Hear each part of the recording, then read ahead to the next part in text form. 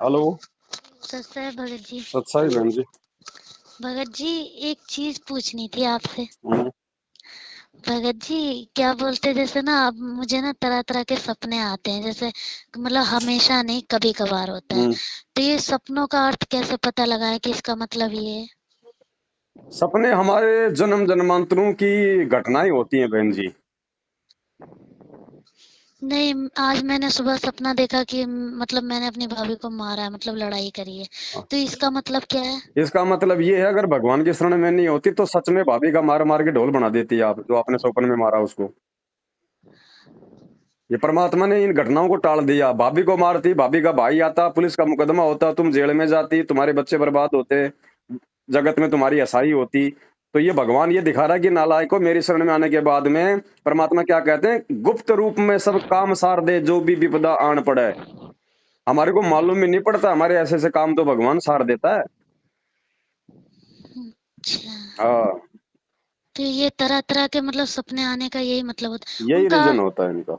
अच्छा, और उनका अर्थ कैसे पता लगाएं फिर? अर्थ तो परमात्मा के ज्ञान से निकालना पड़ेगा बहन जी। जैसे अभी आपको दास ने बताया मालिक के आशीर्वाद से, इसी प्रकार से हमने उनका अर्थ निकालना पड़ेगा। कि ना जाने, मालिक कहते ना, ना जाने काल की कर डारे, किस विध ढल जा पास आवे, जिना दे सरते मौत खुड़क दी उनानु केड़ा हसावे। पता नहीं ये क्या क्या करता हमारे साथ। आप जैसे आज हैं, आज, अब आज हमारे को भगवान मिल गया तो हमारा 84 लाख का जो फंदा है वो काट दिया ना परमात्मा ने। हमारे को गधे कुत्ते सुअर नहीं बनने देगा ना, भक्ति करेंगे तो मोक्ष हो जाएगा ना। तो अब ये सारी चीजें हमारे को ज्ञान से तो विचार करनी पड़ेंगी ना, कि अगर भगवान नहीं मिलता तो क्या होता है। जय सतगुरु मिलता नहीं, हम जाते नरक द्वार, नरक द्वार में दूत सब करते खेचा तान, उनसे कभी नहीं छूटता फिर फिरता चारों खान। तो ये ज्ञान से ही हमने निष्कर्ष निकालना पड़ेगा इन चीजों को, दूसरी कोई पासबुक नहीं है इनकी मार्केट में।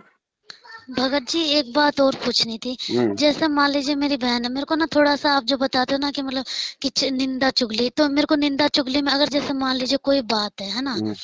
मतलब मेरी कोई बात है, अगर मैं उससे बता रही नहीं तो मेरी किसी और से कोई बात हुई, तो मैं हम्म। उससे कोई चीज बता रही, मैं उससे कोई मतलब कोई चीज बता रही तो वो निंदा चुगली में थोड़ी ना आता, उसने मुझसे बोला तभी तो मैं सामने वाले बंदे को चीज बता रही हूँ। क्या बात बता रही हो?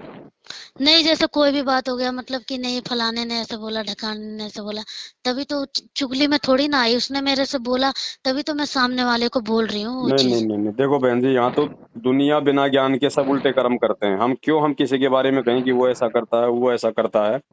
अगर भक्ति मार्ग में यदि कोई नुकसान पहुंचा रहा है और दूसरे को सावधान करना जरूरी है, तो बताओ आप उसके विषय में कि भाई वो भगत ऐसा हो गया है, आगे से उस भगत से सावधान रहना है।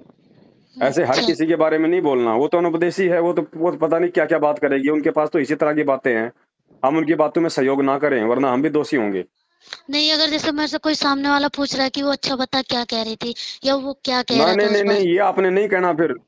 वो तो अपना टाइम पास कर रही है, उनके पास तो सिवाय काल के द्वारा दी गई कुबुद्धि के अलावा कुछ भी नहीं है। आप बोलो भाई मुझे क्या पता उसने क्या कहा क्या नहीं कहा, तुम जानो, तुम्हारा काम जाने, मुझे क्या लेना देना। तो ये मतलब निंदा चुगली में निंदा आता है? चुगली, बिल्कुल निंदा चुगली। जो बात आप किसी के मुंह के सामने नहीं कह सकती, वो बात किसी की पीठ के पीछे कहना निंदा चुगली में आता है। मतलब जो कहना उसके मुंह पे कह मुंह दो। पे कहो, जो कहना है उसके मुंह पे कहो। अगर अगर अगर कहना जरूरी है तो। अच्छा। हाँ। ठीक है भगत जी, सच है, बस इतना सत्ता पूछना। है।